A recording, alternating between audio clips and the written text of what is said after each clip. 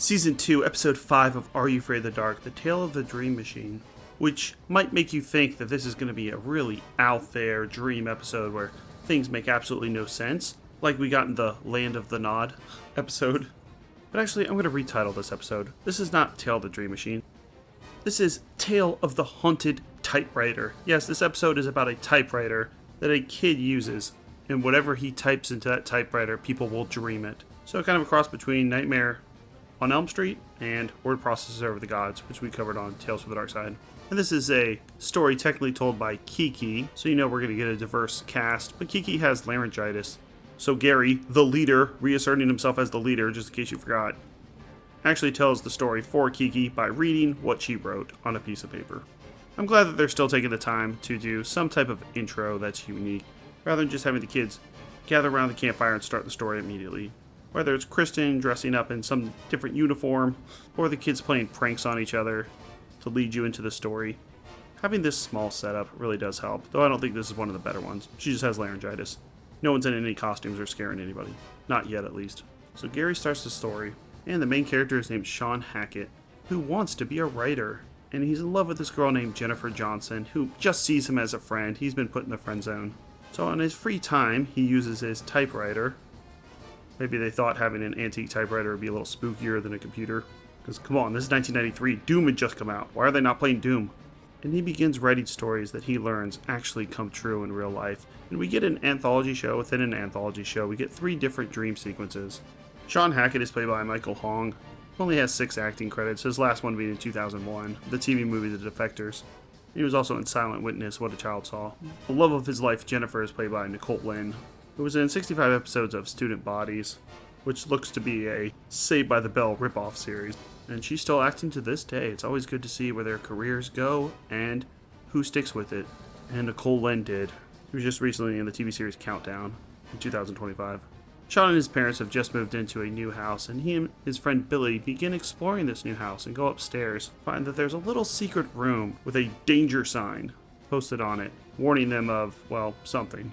So of course, like adventurous little Hardy Boys, they go into this room and find that it's a study where a successful mystery author and inventor named James Ellington used to work. He was found murdered in 1932. That's why this typewriter looks so freaking ancient.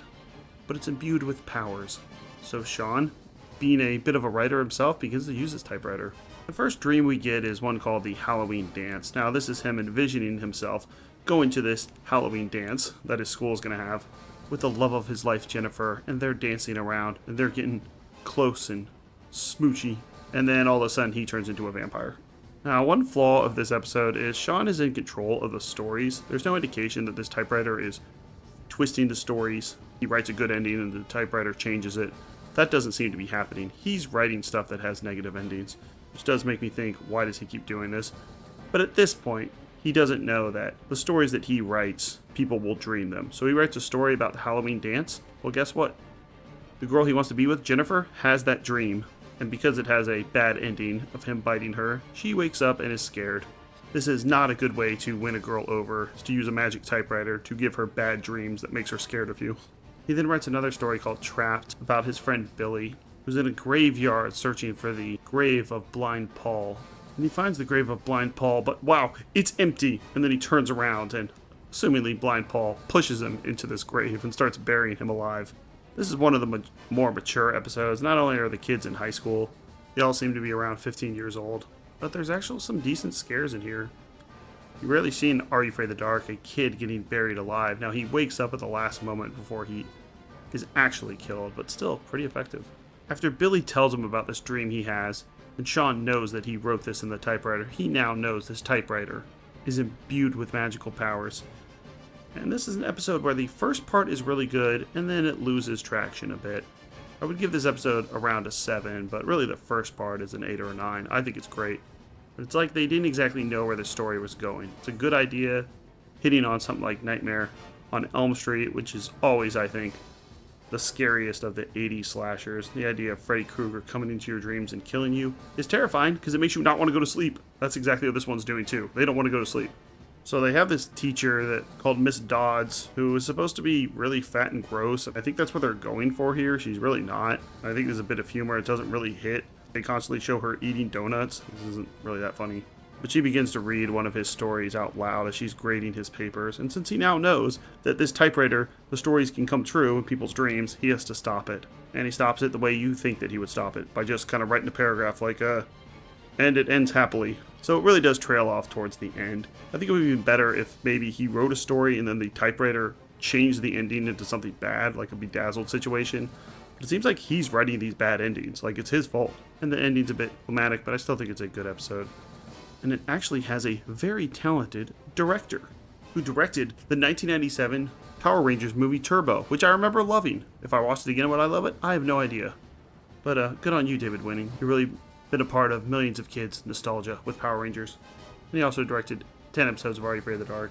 It seems like he's gone on to the easy-to-do and profitable Hallmark movies. Time for Us to Come Home for Christmas, Sense, Sensibilities, and Snowmen. You know, how they make like 1,000 Christmas movies on the Hallmark Channel. He's doing direct-to-TV movies, so he's still getting those sweet paychecks. But he made Power Rangers, so good job. So we got some fun facts from this episode.